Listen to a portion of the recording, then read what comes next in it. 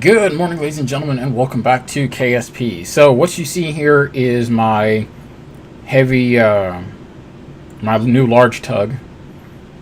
As you guys can tell from the description. I apologize because, of course, I can't read any of that information. I did a little bit of time acceleration just to make sure the station was going to be ahead of me this time, because I usually just launch and don't even care about that stuff. But this time I was like, okay, you know what? I actually remembered. Yay. It works. It did exactly what I wanted it to do, as well as I wanted it to do it. Actually, maybe a little bit worse, but that was partially my fault. Also, I did have to restart. So the reason why you saw the rocket there was because I actually restarted after my first attempt, which went really poorly, and I then realized that I needed to put RCS ports on the base of the rocket. I also need to remember, too, to save the sub-assembly for that rocket, because I use it a lot, especially for light stuff. But now, lo and behold, I actually have a way of getting my space planes into orbit and into space, and yeah, awesome. However, I also realized as I was recording this that I had yet another problem. The amount of fuel that the space plane uses up is quite a bit. I might be able to utilize it to get back and forth to the moon, but really, realistically, not very far. Also, my space plane doesn't have any scientific equipment on it. So, what I did after this video was I did a little testing with some redesigns, and I have something that I'll show you guys in the next video. It is the Eagle Mark II. I've made a few adjustments, a few changes, and what it basically occurred to me was the jet fuel is not really as necessary as it appears, and it really just takes up a lot of space. So what I've done is I have halved the jet fuel in the plane, because it really doesn't need any more than that. It can easily make it to wherever it needs to go on half the fuel, half the jet fuel. So that's covered, that's taken care of. That I do not have to worry about, which is absolutely fantastic. However, there is another problem in that once I add the scientific equipment on there, I'm going to add some of that weight back. So I'm going to have to do a little bit more testing, but I'll take care of all of that before the next video. Hopefully it won't take 3 weeks like this one did. But, you know, it really all depends on how quickly I want to accept the inevitable. Also, I did run into one other small problem, which was I forgot to put a probe body on the lower half of the rocket to make sure that the lower half of the rocket could actually return to the planet and basically just burn up in the atmosphere. So yeah, what basically ends up happening is the entire station goes all wonky, as you guys will see here in a little bit. And it occurred to me that I could fling the bottom half of the rocket off. So that's kind of what I did. So it's a pretty interesting little spectacle when you guys will see it here in a minute. Because of course what happens is what always happened. I forgot to shut the stupid rocket engine off, and I hit shift. Yeah. So as you can clearly see, this whole thing is now flailing about back and forth like a madman, and hence its name, the Steady Steady Station. Yay. Also, I realized that unless I turn the planes, my space planes to the side, I can only get one in that middle section. So there you go. I was waiting until it was on its outward swing, and as it was on its outward swing, I released the rocket section. Now, if you're wondering why I'm moving this section, it's because it was causing some minor stability issues with the station as well, so I figured I'd move it onto the base and just kind of leave it there for the time being. But for doing what I wanted it to do, this thing worked brilliantly. Which really all I needed it to do was, because of course the basic problem I had was I needed to give the plane more fuel while it was in orbit.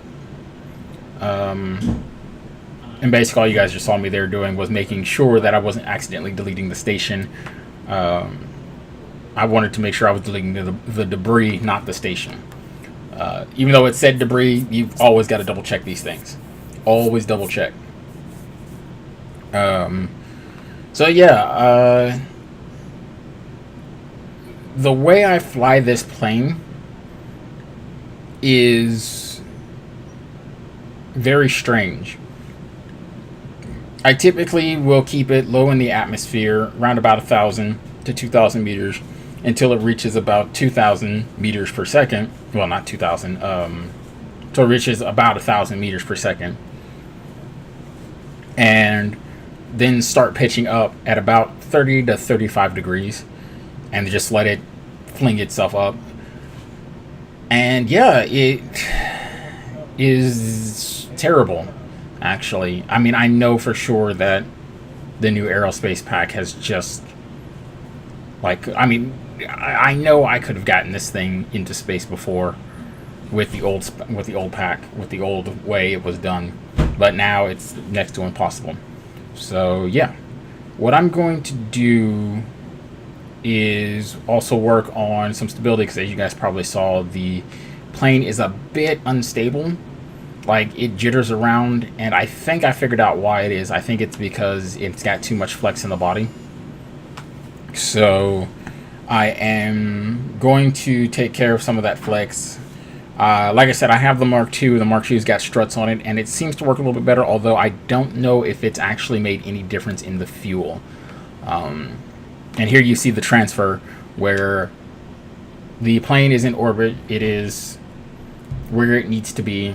I'm transferring fuel because, of course, I actually remember to do that, which I'm probably not going to always remember, so I'm going to need to remember to make sure that I have that tug, the large tug, refueled every time.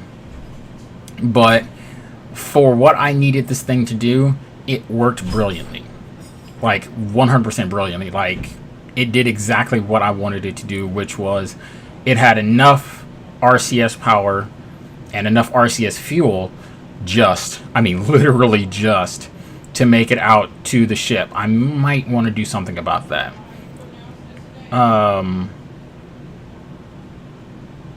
But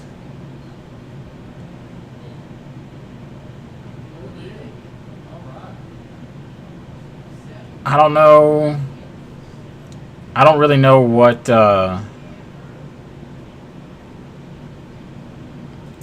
I'm not 100% sure.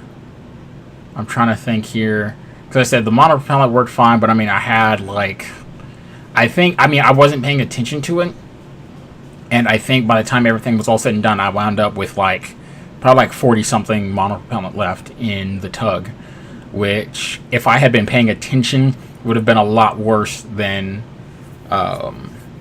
it seemed. However, the plus side, of course, being that I am attaching to something that also has RCS ports on it, so I was able to switch over to the space plane before running out of monopropellant, before I would have run out of monopropellant, or even if I had, I could still have kind of gotten it stable, because the tug is actually really quite stable. Like, the reaction control wheels that are on board are more than enough to turn it around and kind of keep it pointing vaguely in the right direction.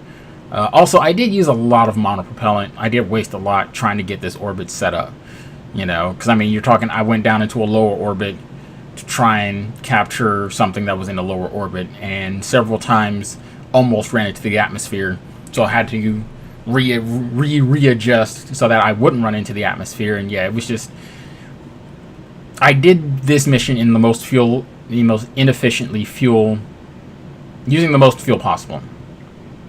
That's what I keep trying to say. And yeah, but it worked. It legitimately 100% worked. And it kind of brought up a really interesting question for me, as far as the validity of doing it this way, because in all honesty, it actually makes a lot of sense.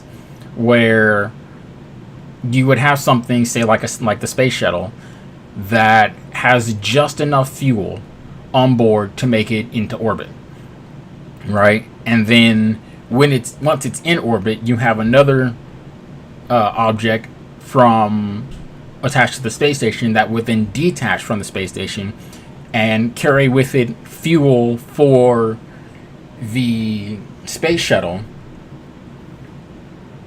Take that fuel to the space shuttle, but not use that fuel. So it would run off its RCS, or it would run off its RCS, not its actual not the actual liquid fuel, and then transfer that fuel into the space shuttle, and then both the space shuttle and the tug would return to the International Space Station. I mean, the amount of fuel that you would save by doing it that way is actually pretty huge. Like, because you got to think, I'm not having to use fuel not having to build a massive rocket to get this thing all the way to the International Space Station. I only have to get it into an orbit, into a stable, stationary orbit. Once there, I can use half that to get... Yeah, I decided to go IVA for the dock. I thought it would be like really cool, and it actually was. And I would have played that at regular speed for you guys, but unfortunately, I would have to edit out some of the sounds. Also, I ended up having to restart because... Not really restart, but like exit out and go to the space station, as you guys will see here in a minute, because you'll notice my little nodes are bouncing around all over the place. But the you see that node bouncing all over the place, and like it completely removed my targeting stuff. So I went back to the Space Center and did that, and everything fixed itself. So yay! But I think that's because it was having a problem with...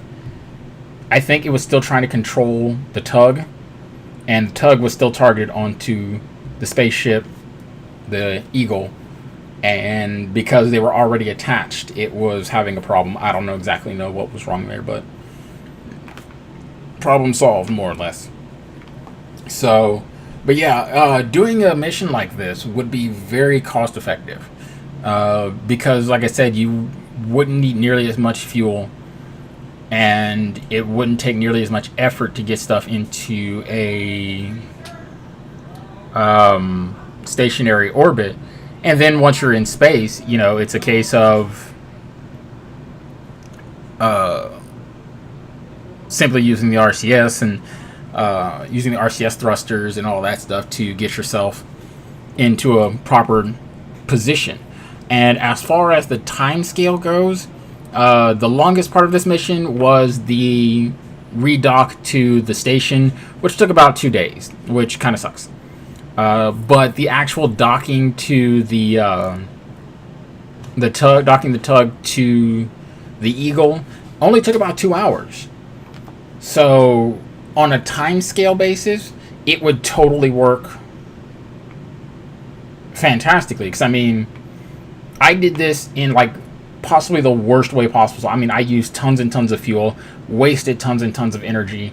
So anyone, like, if you're talking like NASA style, they could easily figure out, okay, the tug would dock at this point, and then like probably another half rotation of the planet, and you'd be docked with the International Space Station again, So like one full rotation of the planet, which is like 2 hours or like an hour, and you've gone from orbit to station docking. I mean, that's huge. That's massive, Like, you could figure out the numbers and crunch all the numbers and have it just work. So that this worked as well as it did was fantastic. And also, you guys will see me undock the tug here.